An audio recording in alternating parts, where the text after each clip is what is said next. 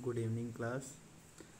आज के इस लेक्चर में हम बात करेंगे कुछ इम्पोर्टेंट टॉपिक्स को जो कि बार बार एग्ज़ाम में पूछे जाते हैं और आम तौर पर भी हमको उसके बारे में जो है जानकारी होनी चाहिए। तो आज के इस सेशन में जो हमारा टॉपिक रहने वाला है वो है कॉन्ट्रासेप्टिव मेथड्स। तो कॉन्ट्रासेप्टिव मेथड्स क्या होता है इसके बारे में हम डिटेल में समझेंगे और इस मेथड्स के टाइप्स क्लासिफिकेशन क्या है उसके बारे में हम आज के इस लेक्चर में चर्चा करेंगे।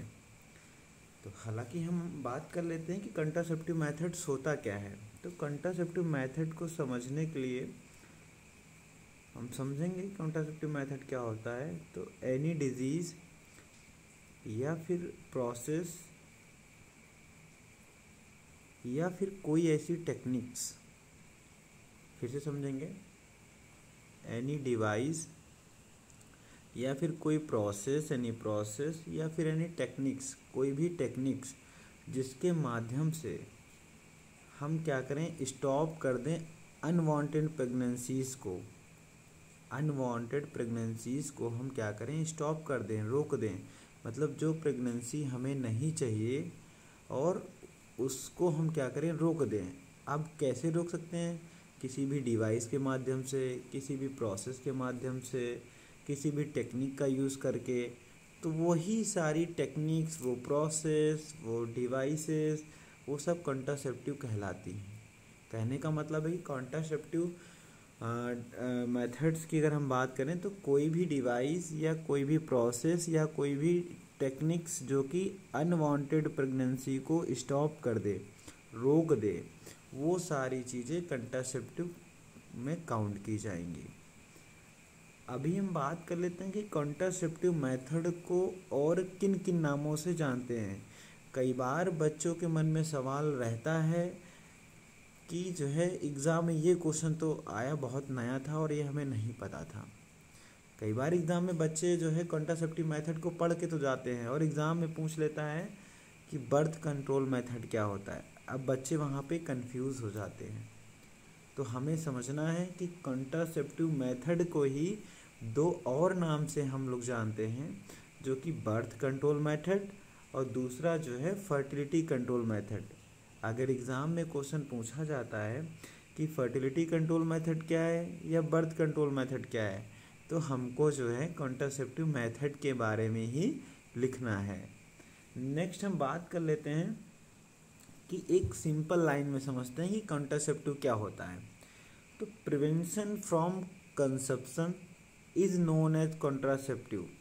कहने का मतलब है कि जो मदर प्रेगनेंसी को कंसीव कर रही हैं वो क्या करें, प्रेगनेंसी को कंसीव होने से बचाने के लिए हम क्या करें, कॉन्ट्रासेप्टिव मेथड का यूज़ करते हैं कि वो प्रेगनेंसी मदर जो है कंसीव ना कर पाए।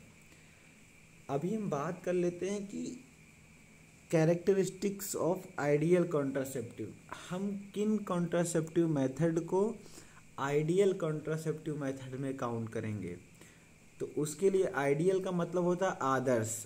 अब हम कॉन्ट्रासेप्टिव मेथड की बात कर रहे हैं तो हम आइडियल किन को मानेंगे, तो हम समझते हैं। जैसे पहले नंबर की अगर हम बात करें कि हम ऐसे कॉन्ट्रासेप्टिव मेथड को आइडियल कॉन्ट्रासेप्टिव मानेंगे जो ईजिली अवेलेबल हों, जैसे कि पीएससी हो गया, सीएससी हो गया, डिस्ट्रिक्ट हॉस्पिटल हो गया। इन सारी जगहों पे जो है जो कॉन्ट्रासेप्टिव्स हैं वो अवेलेबल हों, तो ऐसे कॉन्ट्रासेप्टिव जो है आइडियल कॉन्ट्रासेप्टिव में काउंट किए जाएंगे। नेक्स्ट अगर हम बात करें तो हम कह सकते हैं कि कॉन्ट्रासेप्टिव जो हैं वो इनएक्सपेंसिव होने चाहिए। मतलब उनकी जो कॉस्ट रेट दर है, जो उनका प्राइस है वो क्या हो, कम हो। या फिर हम कह सकते हैं कि हम आइडियल माने कि हम उनको जो है गवर्नमेंट को एक तरीके से फ्री कर देना चाहिए, जिससे ज़्यादा से ज़्यादा लोग उसका यूज़ करें। दूसरा, अगर हम कैरेक्टरिस्टिक्स की, तीसरे कैरेक्टरिस्टिक्स की हम बात करें कि कैरेक्टरिस्टिक्स क्या है, तो हम कह सकते हैं कि सेल्फ यूज़ हो। ऐसे कॉन्ट्रासेप्टिव मेथड्स या टेक्निक्स या जो है डिवाइसेस जो कि सेल्फ यूज़ में लिए जा सके और वो यूज़ फ्रेंडली हों। उनके लिए मुझे किसी भी मेडिकल सुपरविज़न की ज़रूरत ना पड़े। नेक्स्ट हम बात करें कि मोर इफ़ेक्टिव, अगर हम कॉन्ट्रासेप्टिव मेथड को यूज़ कर रहे हैं तो उसके फेलियर के जो चांसेस है वो कम होने चाहिए। नेक्स्ट अगर हम पॉइंट डिस्कस करें तो हम कह सकते हैं कि लॉन्गर ड्यूरेशन, अगर हम कॉन्ट्रासेप्टिव मेथड को यूज़ कर रहे हैं तो वो लंबे समय तक जो है उसका असर दिखना चाहिए, जिससे कि जो है प्रेगनेंसी कंसीव ना हो। अभी अगर हम कैरेक्टरिस्टिक्स की बात करें तो हम कह सकते हैं कि इसके जो साइड इफ़ेक्ट्स हैं वो कम से कम मिनिमम साइड इफ़ेक्ट्स होने चाहिए, और या फिर हम तो चाहेंगे कि जो है इसके साइड इफ़ेक्ट हो ही ना। ठीक है, नेक्स्ट अगर बात करें तो ऐसे कॉन्ट्रासेप्टिव मेथड जो कि रिवर्सिबल हों, जो कि जिसके यूज़ करने पे प्रेगनेंसी को स्टॉप किया जा सके। तो ये कुछ कैरेक्टरिस्टिक्स हैं जो कि हम कॉन्ट्रासेप्टिव मेथड्स जब फॉर्म करेंगे, मार्केट में अवेलेबल हैं, तो इन बातों का हम क्या करेंगे, ध्यान रखेंगे। अभी हम बात करेंगे कि कॉन्ट्रासेप्टिव मेथड के टाइप्स कितने होते हैं। तो इस लेक्चर में हम कंप्लीट जो है डिस्कस करेंगे कॉन्ट्रासेप्टिव मेथड के टाइप्स क्या क्या हैं या कौन कौन से हैं।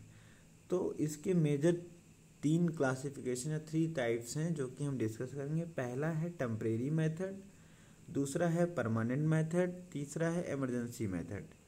तो टेम्परेरी मेथड को ही हम स्पेसिंग मेथड के नाम से जानते हैं, और परमानेंट मेथड को हम टर्मिनल मेथड के नाम से जानते हैं। तो अभी हमने 3 टाइप्स पढ़े, पहला टेम्परेरी मेथड, दूसरा परमानेंट मेथड, तीसरा इमरजेंसी मेथड। अभी जो हम डिस्कस करेंगे वो हम फर्स्ट पार्ट को डिस्कस करेंगे जो कि टेम्परेरी मेथड है, या इसी को हम स्पेसिंग मेथड बोलते हैं।